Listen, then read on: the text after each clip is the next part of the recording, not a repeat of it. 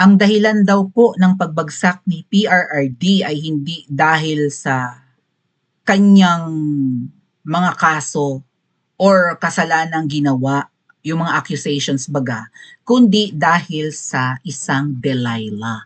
Sino itong Delilah na biglang ang yumaman? At yumaman yata noong panahon ni Tatay Digong. So, may ginagawa itong mga monkey businesses nang walang ka-idea si PRRD. Right? Kasi nga again, kung gusto mong dumikit nun kay Tatay Digong, gusto mong mapalapit, gusto mong magpa-appointment, baka kailangan mong magpadulas or magbigay ng pakimkim. Although, pag nalaman niya ni PRRD, ay magagalit siya ng husto, pero since pinagkakatiwalaan nga ni Tatay Digong itong alpot na ito sa pag-a-arrange ng kanyang schedule and whatnot, dahil yun ang trabaho ni Alpot kay PRRD noon, na para bagang siya ang gatekeeper, na siya ang magde-decide kung yes or no, no? Swipe left, swipe right. Appointment, no. Next, appointment kay Tatay Digong? Yes, sige, appointment, hingi appointment, no. Magbibigay ng pampadulas? Sige, yes. Ganon. So, baka tumiba-tiba ng bonggang-bongga si Alpot, no, nung panahon ni Tatay Digong. Kasi ang dami niya ngayong pera. Napakaaligaga niya at maraming sumasamba sa kanya. Grabe siya magbigay.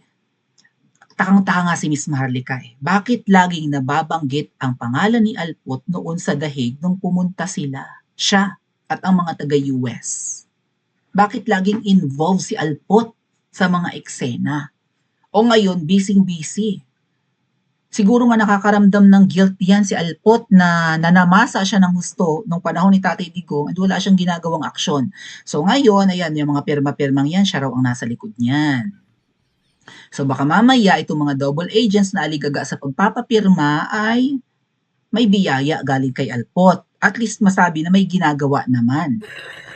Kasi mga kababayan, kung si Alpot man ay espesyal na babae sa buhay ni Tatay Digong at baka nakakarating din kay PRRD na nanamasa yan ng gusto, nga lang at tumatahimik si Tatay Digong, no? Kung ano man ang diskarte niya ay tatahimik muna ako. Pero at least markado na. O pag mo nakalabas si PRRD, say for example, Maghimala ang Langit at Lupa 2026 makalabas na. Pag humarap yan kay Tatay Digong na wala siyang pinapakitang initiative or actions na nag-e-effort siyang makalaya si PRRD, kiss yan. Kung naging girlfriend man yan, ligwak sa banga yan, markado na yan. Pero actually, markado na yan kay PRRD. Galing na rin kay Miss Maharlika Hindi na yan makakalapit or ang grupo ng mga yan, ni Alpot at ang kanyang mga alpotera. Tapos dami sumasamba sa kanya. Sino siya? Right? Gaano kaimportante si Alpot sa buhay ni PRRD? Bakit dikit sa kanya ang lahat? Gaano kalaki at ka-powerful ang pwesto niya noong si Tatay Digong ang nakaupo? Bakit ang lahat halos nag-aaleluya sa kanya? Ikumpara natin muna si Alpot kay Doc Lorraine Badoy. Di ba si Doc Lorraine part naman ng Duterte administration? Kung simple lang yung trabaho ni Alpot noon sa palasyo, kung ordinaryo lang mga tipong nag-a-arrange lang ng mga uupo sa table or siya lang yung mag-schedule ng appointment, 'di ba? Siya lang yung mag-fill in or whatever. May bakante kang oras, mapagbibigyan ito, no, isang oras lang after lunch break halimbawa, ganyan. Siya yung mag-schedule. May dadating na dignitaries, foreign dignitaries, siya din yung mag-a-arrange. Ganyan na yata trabaho niya, no? Siya ang gatekeeper, mukhang siya ang masusunod. At pwede niyang sabihin na, naku, hindi na pwede Hindi ka na pwedeng lumapit kay PRRD, no? Hindi ka na pwedeng mag-vlog, hindi ka na pwedeng mag-interview. Pagbibigyan kita, sige, pagbibigyan kita madaling araw, ang lagay ay ganun na lang. Right? Gigisingin ko ang presidente for you, ang lagay ay ganun na lang. Something. Or maybe nag-iipon din si Alpot ng pwedeng sumamba sa kanya, no? Gusto niyo pumunta ng Davao City at birthday kasi ni PRRD? Gusto niyo makikain or mag-vlog? Sige. Pero one day, sasamba kayo sa akin. Pagtatanggol niyo ako. Kaya ngayon, ang daming mga alpoterang sumasamba at nagtatanggol sa kanya. Bakit? Mukhang mas vital naman ang posisyon ni Doc Lorraine at mas kilala. Si Alpot parang behind the scene lang siya no? Parang in the shadows lang siya Para nga siyang security guard ni PRRD or bodyguard or lady guard. Yan ang tingin ko. Akala ko dyan, pulis. Sabi ko, ang ganda ng pulis na yun. Si Tatay Digong, ang mga kinukuha ng mga security guards or mga pulis or mga PSG, ang gaganda. Akala ko talaga PSG yan. Nung nakita niyo yan mga kababayan, ano ang impression niyo? Was she a nurse? Dininay niya yan, hindi raw siya nurse ni Tatay Digong. Bakit lagi siyang kabuntot? Bakit lagi siyang kasama sa mga lakad? Nung hearing, Quadcom hearing, nung 'di ba nung inaabot kami ng hating gabi, nandun yan si Alpo. Oh, maraming mga bodyguard si PRRD, may mga dating appointee si PRRD na mga kilala na kasama, si Alpot nandun, nasa likod. So, tapos na si PRRD. Ano ang role niya kay Tatay Digong? At dahil mukhang importanteng babae siya, or maybe ginamit siya para akitin si PRRD, mukhang siya ang dahilan ng pagbagsak ng ating dating presidente. Kasi takang-taka ang lahat.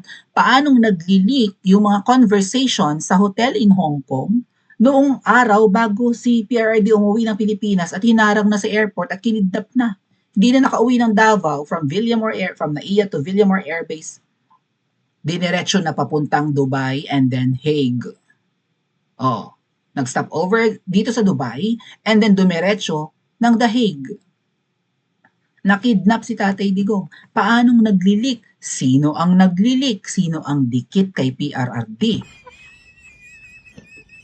Bukod kina Ma'am Hanilet at Kitty, sino ang mga nakikinig sa planning or sa pag-strategize kung either uuwi ba si PRRD or hihingi na lang ng tawag dyan, asylum sa China because Hong Kong is part of China.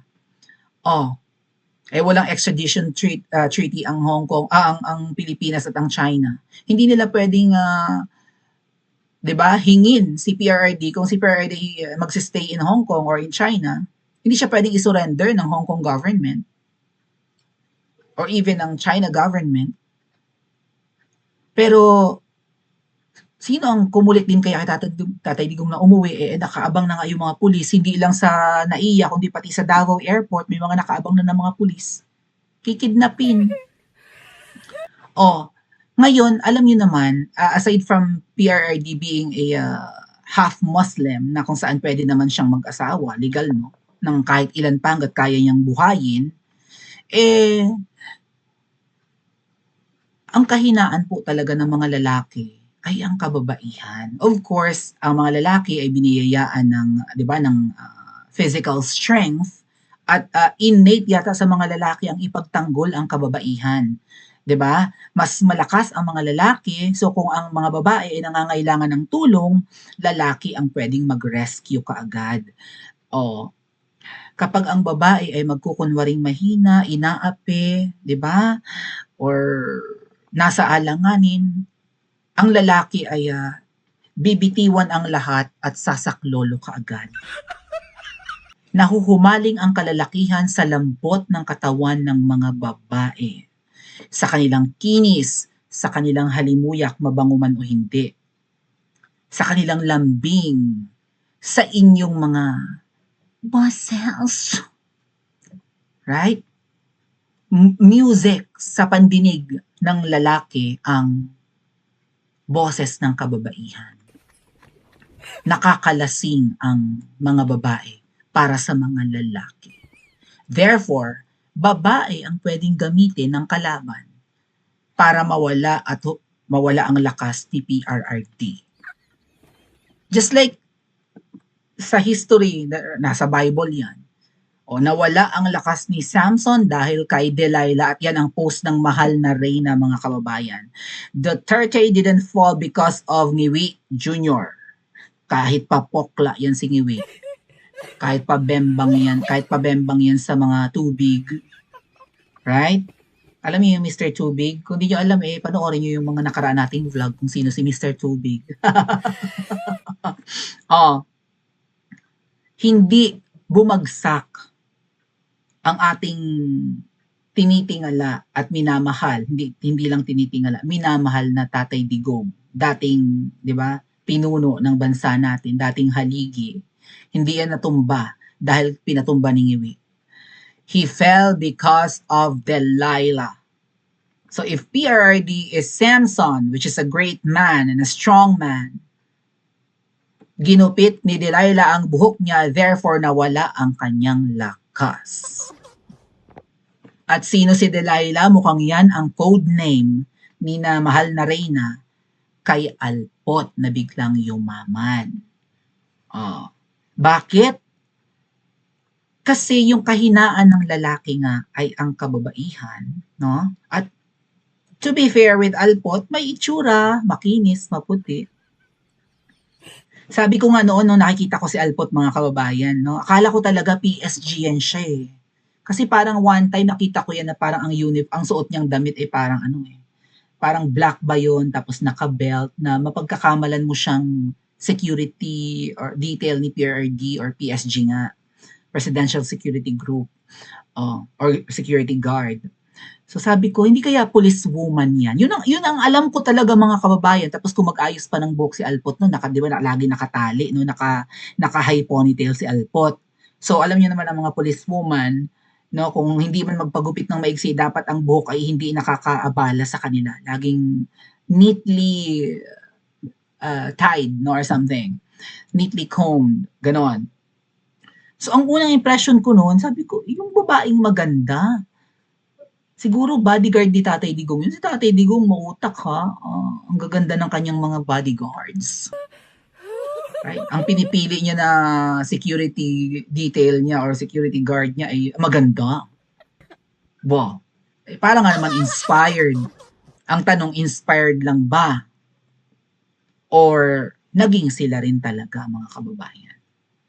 Kasi, ang mga ganyang babae na pagkakatiwalaan talaga, yung si Alpot pa naman, marami yung mga pabebe moments eh. Mahilig yan magpa-tweetams. May nakita ba kayong video na nagtanggal yan ng postiso? Ang alam ko, nakapostiso lang yan si Alpot eh. Narinig ko magsalita, mga kababayan, hindi bagay sa itsura niya yung boses niya. Masakit yung timbre ng boses niya. And yung pananalita niya, mga kababayan, ay parang palengkera. Although nag-aral yata yan sa isang private school na pangmayaman sa lugar nila. Pero purita naman yan eh, no? Hirap daw talaga sila sa buhay. Dumidiskarte nga lang yan ng modeling. Nagko-quit nga. Hindi nga raw siya galing sa bibig niya, mga kababayan. Comment nyo dyan sa comment section kung napanood nyo yung video. Aminado siyang hindi siya masipag mag-aral at hindi niya strength ang academics. Or tamad siyang mag-aral, or boba. Okay? Aminado siya, bakit? Noong siya'y nag-aaral, kapag may mga racket ng modeling, ay uma-absent siya. Halimbawa, Boracay, Palawan, kung saan man, pag may mga modeling, model nga raw yan. Pandak pero model, teka muna. Pero yeah, may picture siya na nagmo-model siya. Okay? Naghuhubad talaga, makinis, naka-swimsuit, daring ang nakita niyo yung picture niya? I-check niyo sa baka nag-post ang Team Alindog. May picture yan eh, na naka-swimsuit, sexy naman siya talaga. Malaman, ganon. Tapos makinis. So nagmo-model nga nung kabataan. Hindi pa yun matanda ha. Feeling ko wala pang 40 yan, mga kababayan. Pero may 2 ng anak. Pero ang mga anak niya, hindi niya laging kasama. So nabuntis na yan, pero hindi naman pinakasalan ng lalaki. So yung pinagmamalaki niya na meron siyang yaman, or yumaman siya, or bakit lagi siyang, di ba, aligaga at maraming ginagastos, at mukhang tinutulungan pa niya yung mga sumasamba sa kanyang Team Alpotera. Hindi yan galing sa asawa niya. Wala na sila. Sabi ng puting ahas, hindi na sila nagsasama. At makikita niyo kung hahanapin niyo yung social media account niya, baka wala kayong masyadong makitang pictures nila na sabi mo ordinary day, na nakatira sila sa isang bubong, right? Na nagluluto siya, or maybe ang asawa niya ay nag-aalaga ng kanilang mga anak, yung lalaki. Wala yan. May iba na di umanong jowa yung asawa niya. Hindi nga niya asawa. May iba na nga raw jowa yung tatay ng mga anak niya. Tamo, ano sabi ni Miss Marlica? Bakit ang busy-busy mo kung ano-ano ang pinagagagawa mo? May anak kang 2. Kung ano-anong lakad mo, in and out of the country ka, punta ka ng Dahig, di ba? balik ka ng Pilipinas, punta ka ng Davao, hindi ka naman taga Davao. Si Alpot ay taga Bisaya. Oh, aligaga ang mga bata nakatiwangwang pinababayaan. Hindi, wala naman nasa pwesto si PRRD. Ganon niya kamahal si PRRD? Inineglect niya yung mga anak niya? Maybe meron silang special na relasyon, Tatay Digong, mga kababayan. Talaga. Maybe nasalisihan niya si Ma'am Hanilet. What do you think? Nasalisihan man niya at hindi, mukhang importanteng babae siya kay PRRD. And again, lalaki yan. Alright? Ikaw may edad na, alam mo sa sarili mong may mas gwapo sa'yo, may mas matikas, may mas magaling sa kama.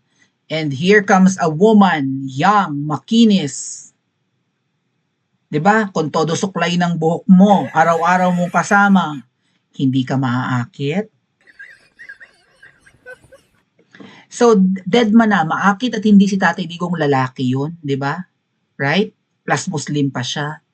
Pero mukhang ang ikinalugmok ng Tatay Digong natin ay isang babae. And of course, it's not Ma'am Hanilet, it's not Kitty, it's not VP Sara, it's not Ma'am Elizabeth Zimmerman. Oh, mukhang babae ang traidor kay Tatay Digong. At ang babaeng traidor na ito ay mukhang limpak-limpak ang salapi. Sabi ko nga, nakakaramdam na ba ito ng guilt? Na siya naman ay nanamasa sa buhay dahil kay PRRD? Pero si Tatay Digong ay nasa kulungan? Ano ang ginagawa mo kung talagang importante kang babae sa kanya? Kaya nga siguro aligaga yan ngayon at nakakaramdam na ng, 'di ba, ng ang tawag diyan. Yan nga, guilt, no? Guilty na, no? Na kailangan may gawin ako kasi baka makalabas yan at sumbatan ako. Kaya kung ano-ano na yung pinagagagawa at ng Team Alpotera. Oh. Bukod dyan, kung meron talagang gustong umamoy nga ng mga diskarte ni PRRD, ay sino ang lalapitan? Alangang si Ma'am Hanilet. Ay sino ang kasakasama lagi kahit wala na sa pwesto si Tatay Digong? Di ba yung Alpot na yan? I can attest to it, mga kababayan. 2024, nung October, nung Quadcom hearing, nandun ako, di ba? O, dumating din si VP Sara, inabot kami ng alas 12 ng hating gabi, ayaw umiwi ni PRRD. O, lagi kong nire-remind, lalo na sa mga bagong viewers dito, yung pupukpukin ni Tatay Digong ng Mike si Trililing, yun yung araw na yun. Nandun si Alpot. O, alam ang pinapasweldohan pa ni Tatay Digong yan, ay wala na sa pwesto si Tatay Digong. Wala namang limpak-limpak na pera si PRRD. So kung bubuntot-buntot siya at sasama-sama siya sa dating Pangulo, either importanteng babae siya sa buhay ng Tatay Digong natin or marami siyang datong. Ayan, at nag-aaleluya pa sa kanya ang mga taga-Netherlands. Namamasko sa kanya, siya ang taga-Pilipinas. Ang mga taga-abroad ang namamasko. Mukhang maraming ginawang kalokohan ng Alpot na ito nung si Tatay Digong pa ang nasa pwesto. Tama ba? Tingnan nga natin yung comments ng mga netizens. Kahit sa post ko na lang. Kaya nga, tatanong ako kung ano anomalya niya. Sabi ko, Team Alpotera at mga double agents, pakitanong naman si Alpot kung bakit hindi niya kasama lagi ang husband niya at mga anak. Bakit ang panahon, oras at lakas ni Alpot at resources nakalaan kay Tatay Digong at hindi sa kanyang sariling pamilya? Alam mo, Alpot, mali diskarte mo kaya madali kang matunugan eh. Ang alam ko, Alpot, yung tatay ng mga anak mo ay and ang pamilya nila, okay? Itong mayamang mga lolo't lola at magulang nung tatay ng anak ni Alpot. Yung kanyang, hindi nga niya asawa. Yung nakabuntis sa kanya, yung lalaki nakabuntis, mayaman yung angkan nun. Ang alam ko, Duterte supporters yung mga yon. Okay? DDS. Pro Duterte. Pero, Alpot, nung ikay bumabiyahe, Like pumupunta ka ng Netherlands, bakit hindi mo isinasama ang iyong mga anak? Pabaya ka bang ina? Bakit hindi mo man lang isama ang iyong esposo? Mag-isa kang lumalakad. Iniiwanan mo ang pamilya mo sa Pilipinas. Bakit? Totoo bang wala na kayo nung tatay ng mga anak mo? 2019 pa lang?